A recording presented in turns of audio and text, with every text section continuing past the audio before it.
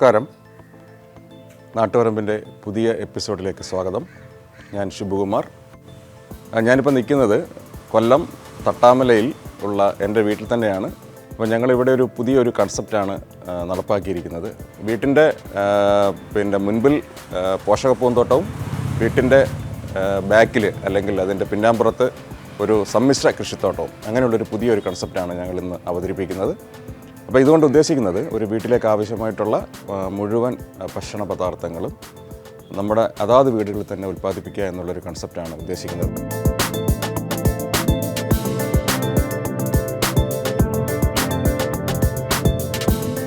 പച്ചക്കറി ഇനങ്ങൾ നമ്മുടെ പൂന്തോട്ടത്തിൽ ഉൾപ്പെടുത്തി പൂന്തോട്ടത്തിൻ്റെ മനോഹാരിത വർദ്ധിപ്പിക്കുന്നതോടൊപ്പം തന്നെ നമുക്ക് ആഹാരാവശ്യത്തിനുള്ള പച്ചക്കറികൾ ഞങ്ങളുടെ പൂന്തോട്ടത്തിൽ നിന്ന് നമുക്ക് നമ്മുടെ ആവശ്യത്തിൻ്റെ ഭൂരിഭാഗം പച്ചക്കറികൾ നമ്മുടെ മുറ്റത്ത് തന്നെ നമുക്ക് ഉൽപ്പാദിപ്പിക്കാൻ സാധിക്കുന്നുണ്ട്.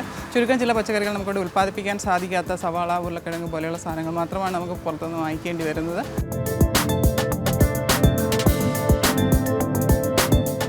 നമുക്കെല്ലാം ആവശ്യമുള്ള രണ്ട് കാര്യങ്ങളാണ്: മാനസിക ആരോഗ്യവും അതോടൊപ്പം തന്നെ ശാരീരിക ആരോഗ്യവും.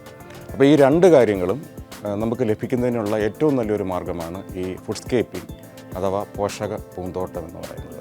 അപ്പോൾ ഇവിടെ നിങ്ങൾക്ക് കണ്ടാൽ മനസ്സിലാവും, ഇവിടെ ഈ ഒരു പൂന്തോട്ടത്തിൽ നമ്മൾ നല്ലൊരു ലോണുണ്ട്, ഫ്ലവർ ബെഡുണ്ട്, അതോടൊപ്പം തന്നെ ഒരുപാട് തരത്തിലുള്ള പുഷ്പങ്ങൾ ഉണ്ട്. പച്ചക്കറികൾ നമ്മൾ ഈ ഒരു പൂന്തോട്ടത്തിൽ നിന്ന് ഉൽപ്പാദിപ്പിക്കുന്നു എന്നുള്ളതാണ് ഇതിൻ്റെ ഒരു പ്രത്യേകത. ഇന്നത്തെ ജീവിത സാഹചര്യത്തിൽ ഒരു വീട് നിർമ്മിക്കുക, അതിൻ്റെ മുറ്റത്തൊരു പൂന്തോട്ടം ഉണ്ടാക്കുക, ഇതിനൊക്കെ ആവശ്യമായിട്ടുള്ള സ്ഥലം കണ്ടെത്തുക എന്നുള്ളത് തന്നെ വളരെ ദുഷ്കരമായിട്ടുള്ള ഒരു സാഹചര്യമാണ്. അത്തരം ഒരു സാഹചര്യത്തിൽ നമുക്ക് ലഭ്യമായിട്ടുള്ള നമ്മൾ പൂന്തോട്ടം നിർമ്മിക്കുന്ന ആ ഒരു ഏരിയയിൽ തന്നെ നമുക്ക് ആവശ്യമായിട്ടുള്ള പച്ചക്കറികളും കൂടി ഉൽപ്പാദിപ്പിക്കാൻ സാധിക്കുകയാണെങ്കിൽ അത് വലിയ ഒരു നേട്ടമാണ്. പുറത്തുനിന്നുള്ള വിഷലിപ്തമായ പച്ചക്കറികളൊക്കെ ഒഴിവാക്കിക്കൊണ്ട് നമ്മുടെ വീട്ടാവശ്യത്തിനുള്ള പച്ചക്കറികൾ നമ്മുടെ കയ്യെത്തും ദൂരത്ത് തന്നെ നമുക്ക് ഉൽപ്പാദിപ്പിക്കാൻ സാധിക്കും. നിങ്ങളീ കാണുന്നത് ഞാൻ തന്നെ ഡിസൈൻ ചെയ്ത് ഞാൻ തന്നെ നിർമ്മിച്ച ഒരു പോഷക പൂന്തോട്ടമാണ്. അപ്പോൾ ഈ ബോർഡറിൽ കാണുന്നത് മുഴുവൻ കോളിഫ്ലവറാണ്. ഇപ്പോൾ ഏകദേശം ഒരു 2-3 മാസമായിട്ടുണ്ട്. അപ്പോൾ ഞങ്ങൾ കുറച്ച് ഹാർവെസ്റ്റ് ചെയ്തു. കുറേ എണ്ണം ഹാർവെസ്റ്റിംഗ് സ്റ്റേജിലാണ്, ഫ്ലവറിങ് സ്റ്റേജിലുള്ള കുറച്ച് പ്ലാന്റ് ഉണ്ട്. അപ്പോൾ ഇതാണ് ഇതിൻ്റെ ബോർഡറായിട്ട് വെച്ചിരിക്കുന്നത്. നമുക്ക് എല്ലാ പ്ലാന്റ്സും അല്ലെങ്കിൽ എല്ലാ പച്ചക്കറികളും നമുക്ക് പോഷക പൂന്തോട്ടത്തിനകത്ത് നമുക്ക് ഉൾക്കൊള്ളിക്കാൻ കഴിയില്ല. അത് നമ്മൾ ശ്രദ്ധിക്കേണ്ട ഒരു കാര്യം, ഏറ്റവും ഭംഗിയുള്ള ചെടികളായിരിക്കണം നമ്മൾ സെലക്ട് ചെയ്യുന്നതിൽ ഏറ്റവും നല്ല രീതിയിൽ. എപ്പോഴും ഒരു പൂന്തോട്ടത്തിന് ഇണങ്ങിയ അല്ലെങ്കിൽ അതുമായിട്ട് മെർജ് ചെയ്ത് വരുന്ന കളർ കോമ്പിനേഷൻ അല്ലെങ്കിൽ അതിൻ്റെ ഹൈറ്റ്, ഇതെല്ലാം ഈ ഒരു പൂന്തോട്ടമായിട്ട് മെർജ് ചെയ്ത് വരിക, അല്ലെങ്കിൽ അതിന് ഏറ്റവും ഇണങ്ങിച്ചേരുന്ന രീതിയിലുള്ളൊരു പച്ചക്കറികളായിരിക്കണം നമ്മൾ ഈ പോഷക പൂന്തോട്ടത്തിൽ നമ്മൾ ഉൾക്കൊള്ളിക്കേണ്ടത്.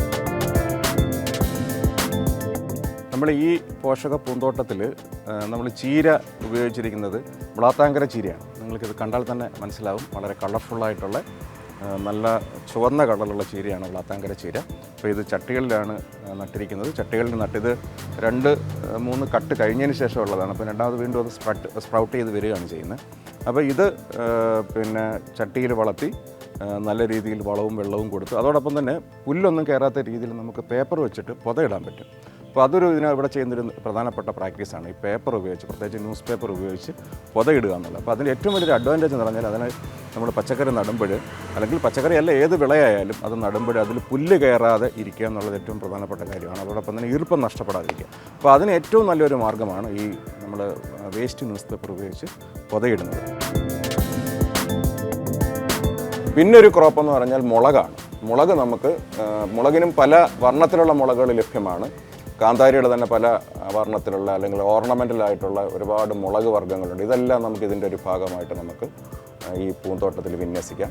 വേറൊരു വിഭാഗം എന്ന് പറയുന്നത് നമ്മുടെ വെണ്ടയൊക്കെയാണ്. വെണ്ട, വഴുതന, അതോടൊപ്പം തന്നെ തക്കാളി. അപ്പോൾ ഈ 3 കാര്യങ്ങൾ നമുക്ക്, അതും ചട്ടികളിലാണ് ഏറ്റവും നല്ലത്. ഇപ്പം പോഷക പൂന്തോട്ടം നമ്മൾ നിർമ്മിക്കുമ്പോൾ ശ്രദ്ധിക്കേണ്ട ഒരു കാര്യം, അത് ചട്ടികളിൽ തന്നെ അത് പ്ലേസ് ചെയ്ത് അതിനെ വളർത്തി അതിനെ നമുക്ക് നല്ല രീതിയിൽ പ്ലേസ് ചെയ്യുന്നതായിരിക്കും ഏറ്റവും നല്ലത്. പുതിയ പ്ലാന്റുകൾ ഇതിനെ റീപ്ലേസ് ചെയ്യാൻ വേണ്ടി എപ്പോഴും പ്രൊഡ്യൂസ് ചെയ്തുകൊണ്ടിരിക്കണം അല്ലെങ്കിൽ ഉൽപ്പാദിപ്പിച്ചുകൊണ്ടിരിക്കണം. അപ്പോൾ ഇവിടെ ഏതെങ്കിലും ഒരു പ്ലാന്റ് അല്ലെങ്കിൽ ഏതെങ്കിലും ഒരു ചെടി അതിൻ്റെ ഭംഗി കുറയുവാണെങ്കിൽ അതിനെ മാറ്റിയതിന് ശേഷം പുതിയ പ്ലാന്റ് ആ ഒരു സ്ഥലത്ത് നമ്മൾ പ്ലേസ് ചെയ്യേണ്ടി വരും. അപ്പോൾ ഇവിടെ ശരിക്കും ഒരു ലോങ് ടൈം പ്ലാനിങ് അത്യാവശ്യമാണ്.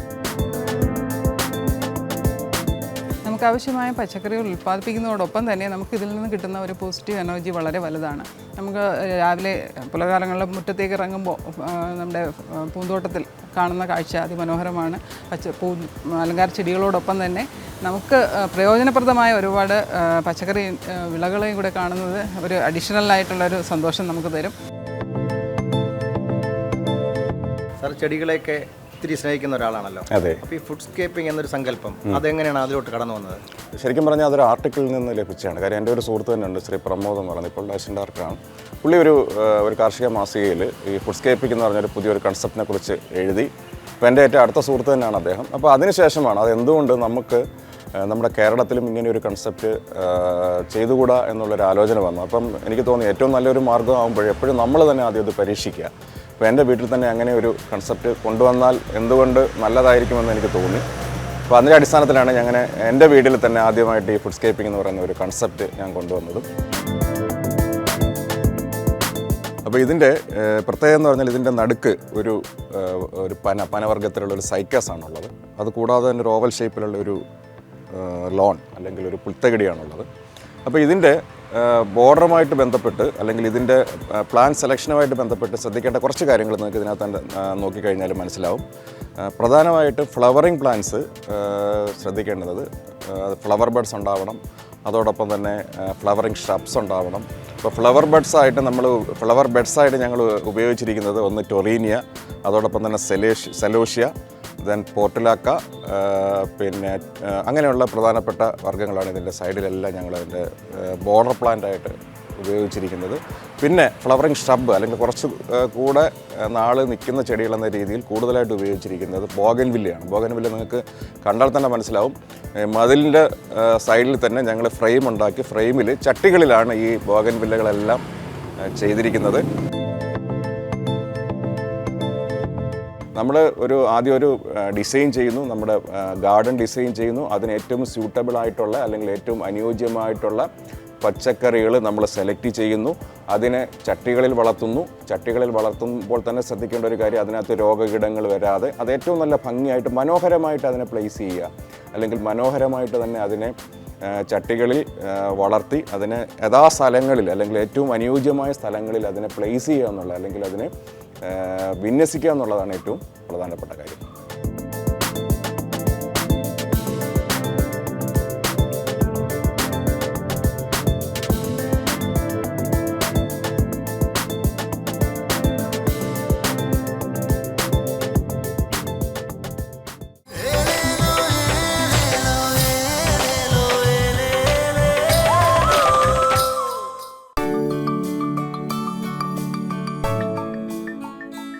നഗരപ്രദേശങ്ങളിൽ സ്ഥലപരിമിതിയാണ് ഒരു വലിയൊരു പ്രശ്നം എന്ന് പറയുന്നത്. അപ്പോൾ ഈ സ്ഥലപരിമിതിയുള്ള സ്ഥലത്ത് പല ആൾക്കാരും ഗാർഡൻ ഉണ്ടാകും. പക്ഷേ ഗാർഡനിൽ അവർ നമുക്ക് എഡിബിൾ അല്ലാത്ത അല്ലെങ്കിൽ ഭക്ഷ്യയോഗ്യമല്ലാത്ത സസ്യങ്ങളാണ് കൂടുതലായിട്ട് വളർത്തുന്നത്. അപ്പോൾ ആ ഒരു സ്ഥലം നമുക്ക് എന്തുകൊണ്ട് ഭക്ഷ്യപദാർത്ഥങ്ങൾ കൂടി എന്ന് പറഞ്ഞാൽ പ്രത്യേകിച്ചും പച്ചക്കറികളും ഫ്രൂട്ട് പ്ലാന്റ്സും കൂടി ഇൻക്ലൂഡ് ചെയ്ത് കഴിഞ്ഞാൽ നമുക്ക് ആവശ്യമായിട്ടുള്ള പച്ചക്കറികളും പഴവർഗ്ഗങ്ങളും കിട്ടും. അതോടൊപ്പം തന്നെ നമുക്ക് മാനസിക ആരോഗ്യം എന്ന രീതിയിൽ ഇപ്പോൾ മാനസികാരോഗ്യം കിട്ടും, ശാരീരികമായിട്ടുള്ള ആരോഗ്യം കിട്ടും. അപ്പോൾ അതാണ് ശരിക്കും ഫുഡ്സ്കേപ്പിങ്ങിൻ്റെ ഒരു കൺസെപ്റ്റ് എന്ന് പറയുന്നത്. അപ്പോൾ ഈ ലോങ് ടൈം പ്ലാനിംഗ് എന്ന് പറയുന്നത് കുറേ കാര്യങ്ങൾ അതിനകത്ത് പ്ലാൻ ചെയ്യാനുണ്ട്. അതിൽ ഏറ്റവും പ്രധാനപ്പെട്ട ഒന്നാമത്തെ കാര്യം നല്ലൊരു പ്രോപ്പറായിട്ടുള്ള ഡിസൈൻ ചെയ്യുക എന്നുള്ളത്. നമ്മുടെ വീടിന് ഏറ്റവും അനുയോജ്യമായ രീതിയിൽ ഒരു പ്രോപ്പർ ഡിസൈനിങ് ആണ് ഏറ്റവും ആവശ്യം. അപ്പോൾ അതൊക്കെ നോക്കുമ്പോൾ ഡിസൈൻ നോക്കുമ്പോൾ നമ്മൾ ശ്രദ്ധിക്കേണ്ട കുറേ കാര്യങ്ങളുണ്ട്. ഒന്നാമത്തെ കാര്യം, നമ്മുടെ വീടിൻ്റെ ഫ്രണ്ട് എന്തും വേണ്ടി ഏരിയയുണ്ട്, നല്ല രീതിയിൽ വെയിൽ കിട്ടുന്നുണ്ടോ, ഈവൻ വീടിൻ്റെ പെയിൻറ്റ്, അതിൻ്റെ ഇലവേഷൻ, നമ്മുടെ റോഡിൻ്റെ സൈഡിലാണോ, ഷെയ്ഡുള്ള ഏരിയ ഉണ്ടോ. അപ്പോൾ ഇങ്ങനെയുള്ള കുറേ കാര്യങ്ങൾ നമ്മൾ ഒരു ഡിസൈൻ സെലക്ട് ചെയ്യുമ്പോഴും ശ്രദ്ധിക്കേണ്ടതുണ്ട്. ഫുഡ്സ്കേപ്പിംഗ് ചെയ്യുമ്പോൾ അതിന് അനുയോജ്യമായിട്ടുള്ള ചെടികൾ സെലക്ട് ചെയ്യുക എന്നുള്ളത് ഏറ്റവും പ്രധാനപ്പെട്ട ഒരു കാര്യമാണ്. അപ്പോൾ അതിൽ തന്നെ കൂടുതൽ നാൾ നിലനിൽക്കുന്ന ചെടികളുണ്ട്. അതോടൊപ്പം തന്നെ ഒരു 3 മാസമൊക്കെ മാത്രം നിലനിൽക്കുന്ന ഫ്ലവറിങ് ഹെർബ്സ് ഉണ്ട്. പിന്നെ അതുകൂടാതെ തന്നെ വലിയ പ്ലാന്റുകൾ, ഫ്രൂട്ട് പ്ലാന്റ്സ് ആണെങ്കിൽ വലിയ പ്ലാന്റുകൾ ചെയ്യാം. അപ്പോൾ ഇനി നമുക്ക് ഏറ്റവും പറ്റിയ പ്ലാന്റ്സ് ഏതൊക്കെയാണ്, അല്ലെങ്കിൽ ഏതൊക്കെയാണ് ഏറ്റവും അനുയോജ്യമായ ചെടികളെന്ന് നോക്കാം.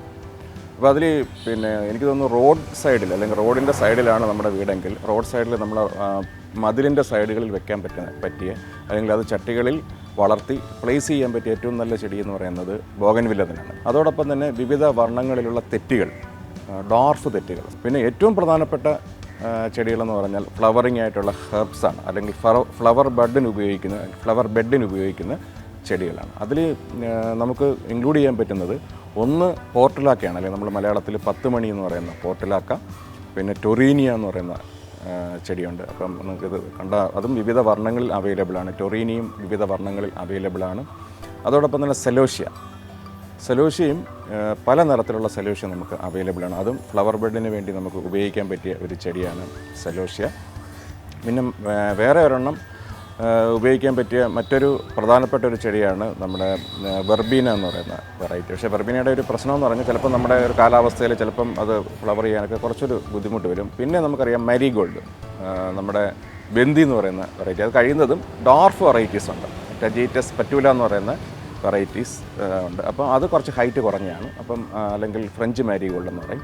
അപ്പോൾ അത് നമുക്ക് ഇതിൻ്റെ ബോർഡറായിട്ട് ഉപയോഗിക്കാൻ പറ്റിയാണ്. പിന്നെ ലോൺ അറിയാം, ലോൺ എന്തായാലും നമ്മുടെ വീടിൻ്റെ എലിവേഷൻ അനുസരിച്ച് നമുക്ക് സ്പേസിൻ്റെ അവൈലബിലിറ്റി അനുസരിച്ച് നമുക്ക് ലോൺ സെറ്റ് ചെയ്യാം. അതിനും വിവിധ തരത്തിലുള്ള പിന്നെ പുല്ലുകൾ അവൈലബിൾ ആണ്. സൈനോഡോൺ ഉണ്ട്, കൊറിയൻ ഗ്രാസ് ഉണ്ട്, അതോടൊപ്പം തന്നെ നമ്മുടെ പേൾ ഗ്രാസ്, ബഫല്ലോ ഗ്രാസ്, ഇതെല്ലാം അവൈലബിൾ ആണ്. അപ്പോൾ അത് ഓരോന്നിൻ്റെയും നമ്മുടെ ഷെയ്ഡ്, നമുക്ക് നമ്മുടെ മണ്ണ്, അല്ലെങ്കിൽ നമുക്ക് കിട്ടുന്ന എന്തും വേണ്ടി സൂര്യപ്രകാശം കിട്ടും, ഇതെല്ലാം നമ്മൾ നോക്കിയിട്ട് വേണം ഇങ്ങനെ ഈ പുൽത്തകിടിക്കും ആവശ്യമായിട്ടുള്ള പുല്ലുകൾ സെലക്ട് ചെയ്യാൻ. ഫുഡ്സ്കേപ്പിങ്ങിൽ ഈ കാണുന്നത് പോലെ യൂഫോർബിയ എന്ന് പറഞ്ഞ വെറൈറ്റി നമുക്ക് നല്ല രീതിയിൽ ഇൻക്ലൂഡ് ചെയ്ത് കഴിഞ്ഞാൽ കുറച്ചുകൂടെ കളർഫുള്ളായിരിക്കും. കാര്യം ഇത് നേരത്തെ ഇതിനെക്കുറിച്ചൊരു മിഥ്യാധാരണയൊക്കെ ഉണ്ടായിരുന്നു. പക്ഷേ യാതൊരു പ്രശ്നമില്ലാത്ത ചെടിയാണ്. കാണാൻ ഏറ്റവും കളർഫുള്ളായിട്ടുള്ള ഒരു പ്രത്യേക ചെടിയാണ് യൂഫോർബിയ. പിന്നെ ഇതിൻ്റെ ഒരു പ്രത്യേകത കൂടിയെന്ന് പറഞ്ഞാൽ എല്ലാ സമയത്തും ഇതിനകത്ത് ഫ്ലവർ ഉണ്ടായിരിക്കും. പിന്നെ വേറൊരു ചെടിയാണ് ലൻഡാന, നമ്മുടെ പൂച്ചെടി എന്നൊക്കെ പറയുന്ന ലൻഡാന. അതും വിവിധ വർണ്ണങ്ങളിൽ നമുക്ക് ലൻഡാന അവൈലബിൾ ആണ്. പക്ഷേ അത് ശ്രദ്ധിക്കേണ്ട ഒരു കാര്യം, അതും ചട്ടികളിൽ വളർത്തി പ്രൂൺ ചെയ്ത് യഥാസമയം വളവും വെള്ളവും കൊടുത്ത് വളർത്തിയെടുത്തു കഴിഞ്ഞാൽ എപ്പോഴും ഫ്ലവർ കിട്ടിക്കൊണ്ടിരിക്കുന്ന ഒരു ഫ്ലവറിങ് പ്ലാന്റാണ് ലൻഡാന. ഇപ്പോൾ ലൻഡാന തന്നെ നല്ല റെഡ് ഉണ്ട്, യെല്ലോ ഉണ്ട്, അതോടൊപ്പം തന്നെ വയലറ്റ് കളറിലുള്ളതുണ്ട്, വെള്ളയുണ്ട്. അപ്പോൾ ഇങ്ങനെ പല വർണ്ണത്തിലുള്ള ലൻഡാന അവൈലബിൾ ആണ്. ഇത് അലമാൻ്റെയാണ്. നല്ല മഞ്ഞ നിറത്തിലുള്ള നല്ല വർണ്ണാഭമായിട്ടുള്ളൊരു ചെടിയാണ് അലമാൻ്റ. അപ്പോൾ ഇത് നമുക്ക് ഫുഡ്സ്കേപ്പിങ്ങിൻ്റെ ഭാഗമായിട്ട് നമ്മുടെ തോട്ടത്തിൽ സ്ഥാപിക്കാൻ പറ്റിയ നല്ലൊരു ചെടിയാണ് അലമാൻ്റ. എപ്പോഴും ഫ്ലവർ കാണും. മറ്റൊരു ചെടിയാണ് അഡീനിയത്തിനകത്ത് ഇപ്പോൾ ഇതിനകത്ത് ഫ്ലവർ ഇല്ല. സാധാരണ രീതിയിൽ ഒരുപാട് നല്ല വർണ്ണാഭമായിട്ടുള്ള ഒരുപാട് പൂക്കൾ പിടിക്കുന്ന ഒരു ചെടിയാണ് അഡീനിയത്തിന് ഒരുപാട് ഷെയ്ഡ്സ് അവൈലബിൾ ആണ്. പുൽത്തകിടി ഉണ്ടെങ്കിൽ അതിൻ്റെ സെൻറ്ററിലും മറ്റും പ്ലേസ് ചെയ്യാനായിട്ട് ഏറ്റവും അനുയോജ്യമായിട്ടുള്ള പാമുകൾ, അല്ലെങ്കിൽ പനവർഗ്ഗത്തിലുള്ള വിവിധ തരത്തിലുള്ള പനകൾ അവൈലബിൾ ആണ്.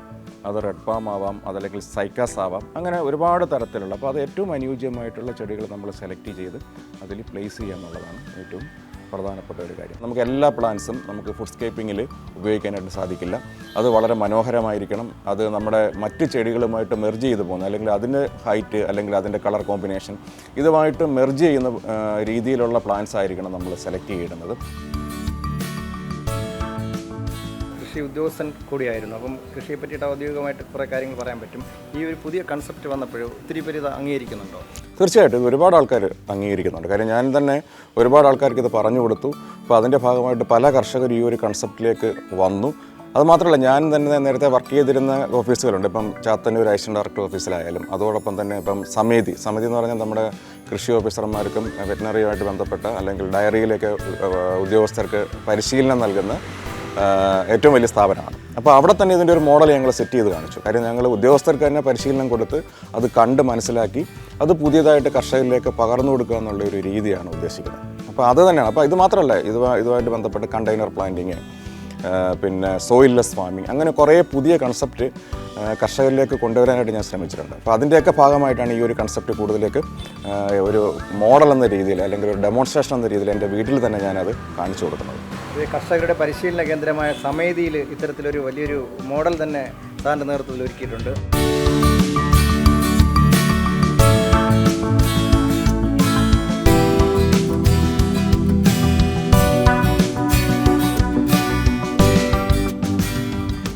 പോഷക പൂന്തോട്ടം എന്നുള്ള കൺസെപ്റ്റിൻ്റെ പ്രത്യേകത എന്ന് പറയുന്നത് ഇതിനായി ഇപ്പോൾ കൃഷി ചെയ്യുന്നതിനായി പ്രത്യേകിച്ച് കൂടുതൽ സ്ഥല ലഭ്യതയോ അല്ലെങ്കിൽ അതിന് വേണ്ടിയിട്ട് ഒരുപാട് ഇൻവെസ്റ്റ്മെൻറ്റോ പുറമേയുള്ള ലേബറോ ഒന്നും ആവശ്യമുള്ള ഒരു രീതിയല്ല നമ്മൾ അനുവർത്തിച്ച് വരുന്നത്. നമുക്ക് നമ്മുടെ കുടുംബത്തിലെ അംഗങ്ങളുടെ ഒരു പരിശ്രമം തന്നെ മതിയാകും ഈ കൃഷി രീതി അനുവർത്തിക്കുന്നതിനായിട്ട്. നമുക്ക് കൃഷിയോടുള്ളൊരു താല്പര്യമാണ് ഇതിനകത്ത് ഏറ്റവും പ്രധാനമായിട്ട് വരുന്നത്.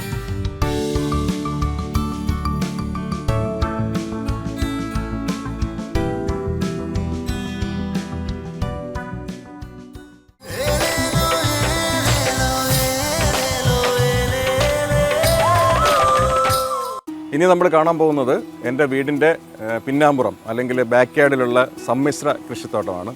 ഫുഡ്സ്കേപ്പിംഗ് പോലെ തന്നെ ഏറ്റവും കൂടുതൽ പ്രാധാന്യത്തോടു കൂടി നമ്മൾ ഏറ്റെടുക്കേണ്ട ഒരു കൃഷി രീതിയാണ് ഈ സമ്മിശ്ര കൃഷിത്തോട്ടം എന്ന് പറയുന്നത്.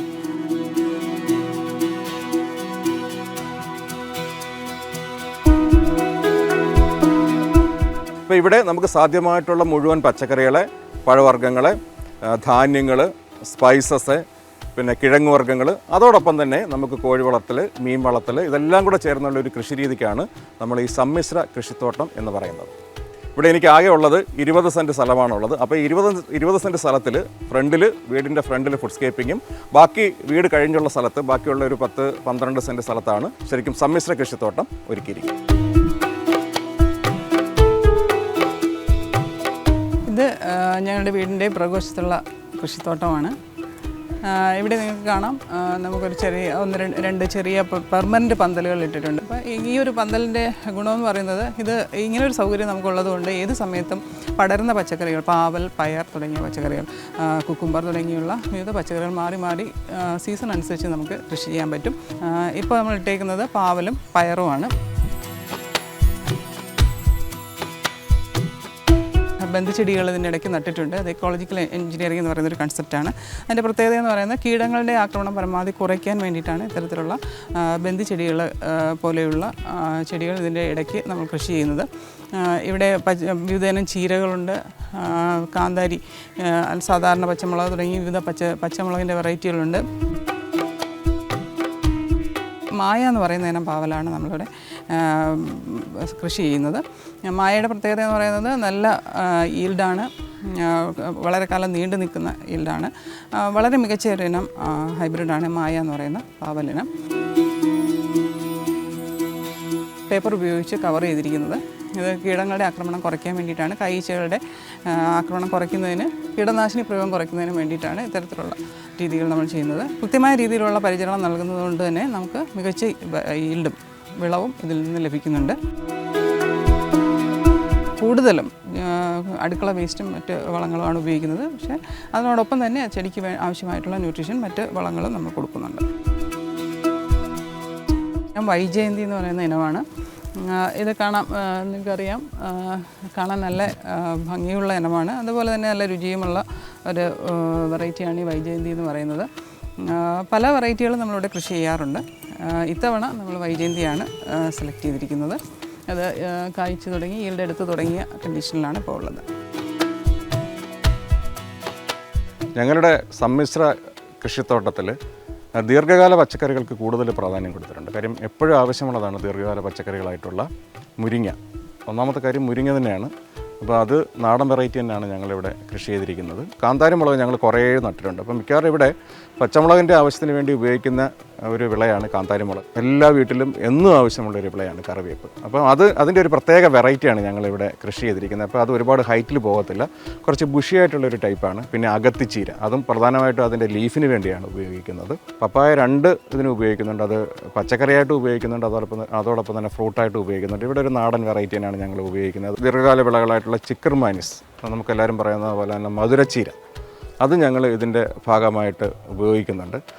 നമ്മുടെ അച്ചാറിനായിട്ടും അല്ലെങ്കിൽ മാങ്ങയുടെ അതേ ഉപയോഗം തന്നെ കറികൾക്ക് വേണ്ടിയൊക്കെ ഉപയോഗിക്കുന്നവരാണ് ഇരിമ്പി എന്ന് പറയുന്നത്. അത് ഞങ്ങളിവിടെ പച്ചക്കറിക്ക് വേണ്ടി ഉപയോഗിക്കുന്ന ഒരു ദീർഘകാല വിളയാണ്.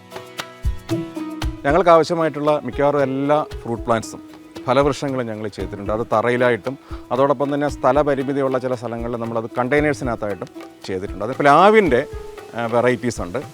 അത് 2 തരത്തിലുള്ള പ്ലാവിനങ്ങളാണ് ഇവിടെ കൃഷി ചെയ്തിരിക്കുന്നത്. ഒന്ന് വിയറ്റ്നാം എയർലി ഡാർഫ്, പിന്നെ മറ്റൊരെണ്ണമെന്ന് പറയുന്നത് നമ്മളുടെ മുട്ടംവരിക്കയാണ്. അപ്പോൾ ഇത് വെള്ളായണി കാർഷിക കോളേജിൽ പരീക്ഷണം നടത്തി ശരിക്കും ഒരു സെലക്ഷനാണ്, വെള്ളായണിയിൽ നിന്നുള്ള ഒരു സെലക്ഷനാണ് മുട്ടം വരിക്ക. അപ്പോൾ ഇത് ഗ്രാഫ്റ്റാണ്. 3 വർഷം കൊണ്ട് തന്നെ കായ തരും. അപ്പോൾ ഇത് ഏകദേശം 3-4 വർഷമായിട്ടുണ്ട്. കഴിഞ്ഞ വർഷം അത് കായ്ച്ചിരുന്നു. ഇത് 2ാമത്തെ വർഷമാണ് കായ്ക്കുന്നത്. ഇപ്പോൾ ഏകദേശം ഒരു 8 ചക്ക അതിനകത്തുണ്ട്. അപ്പോൾ ഇതിൻ്റെ ഒരു ഗുണമെന്ന് പറഞ്ഞാൽ ഇത് 100% വരിക്കയാണ്. അതോടൊപ്പം തന്നെ വളരെ ക്രിസ്പി ആയിട്ടുള്ള അല്ലെങ്കിൽ വളരെ നല്ല ഫേമായിട്ടുള്ള ചുളയാണ് ഇതിനുള്ളത്. പിന്നെ വളരെ സ്വീറ്റാണ്. ഒരുപാട് കൺസ്യൂമർ പ്രിഫറൻസ് ഉള്ള ഒരു വെറൈറ്റിയാണ് മുട്ടം വരിക്ക. അതുകൂടാതെ തന്നെ സപ്പോട്ട ഞങ്ങൾ കണ്ടെയ്നറിനകത്താണ് വളർത്തിയിരിക്കുന്നത്.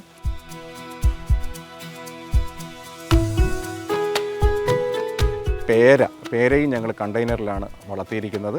പിന്നെ വേറൊരു ക്രോപ്പ് എന്ന് പറയുന്നത് അമ്പഴമാണ്, ശരിക്കും മധുര അമ്പഴം. അപ്പോൾ അത് ശരിക്കും ഒരു ഡാർഫ് വെറൈറ്റിയാണ്. അത് എല്ലാ സമയത്തും നമുക്ക് ഫ്രൂട്ട് കിട്ടും.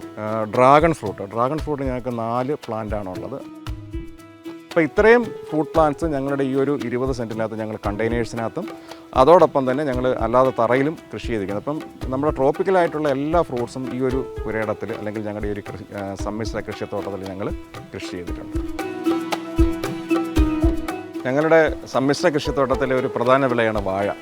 പ്രധാനമായിട്ട് ഞങ്ങൾ നേന്ത്രവാഴ തന്നെയാണ് കൂടുതലായിട്ട് കൃഷി ചെയ്തിരിക്കുന്നത്. കൂടാതെ തന്നെ റോബസ്റ്റ, പിസാങ്, ഞാലിപ്പൂവൻ ഇതെല്ലാം കൃഷി ചെയ്തിട്ടുണ്ട്. ഒരു സ്റ്റാഗേർഡ് പ്ലാന്റിംഗ് എന്ന രീതിയിലാണ് ഞങ്ങളിവിടെ വാഴ കൃഷി ചെയ്തിരിക്കുന്നത്. എല്ലാ ട്യൂബർ ക്രോപ്സ് എന്ന് പറഞ്ഞാൽ കിഴങ്ങ് വർഗ്ഗത്തിലുള്ള മിക്കവാറും എല്ലാ വിളകളും ഞങ്ങളുടെ ഈ ഒരു തോട്ടത്തിൽ ഞങ്ങൾ ചേന കൂടാതെ തന്നെ ചേമ്പ്, നമ്മുടെ വെട്ടിച്ചേമ്പെന്ന് പറയുന്ന കൊളമ്പിച്ചേമ്പെന്ന് പറയുന്ന വെറൈറ്റി, ഇത് 3 പ്രധാനമായിട്ടും ഞങ്ങൾ ട്യൂബർ ക്രോപ്സ് എന്ന രീതിയിൽ ചെയ്തിരിക്കുന്നത്.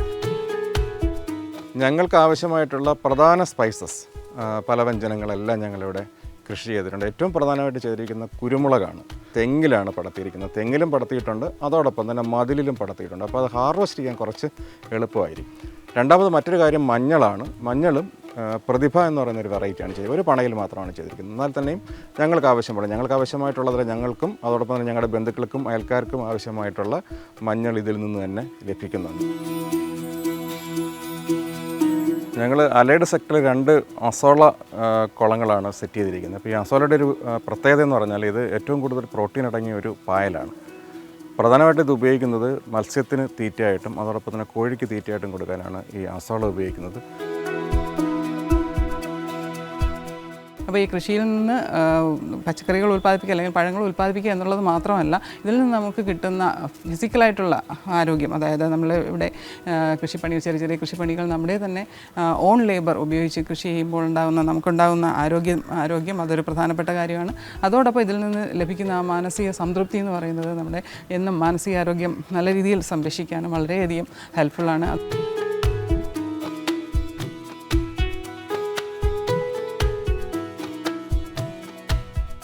നമ്മൾ ഇതുവരെ കണ്ടത് എൻ്റെ വീട്ടിലെ 2 തരം കൃഷിരീതികളാണ്, 2 കൺസെപ്റ്റ്. ഒന്ന് ഫുഡ്സ്കേപ്പിംഗ് അഥവാ പോഷക പൂന്തോട്ടം, രണ്ടാമത്തത് ഇൻ്റഗ്രേറ്റഡ് ഫാമിംഗ് സിസ്റ്റം അഥവാ സമ്മിശ്ര കൃഷി. നമ്മുടെ കേരളത്തിലെ എല്ലാ കർഷകർക്കും, പ്രത്യേകിച്ചും നഗരപ്രദേശങ്ങളിൽ പരിമിതമായിട്ടുള്ള സ്ഥലമുള്ള എല്ലാ ആൾക്കാർക്കും അനുകരിക്കാൻ പറ്റിയ ഒരു നല്ല മോഡലാണ്.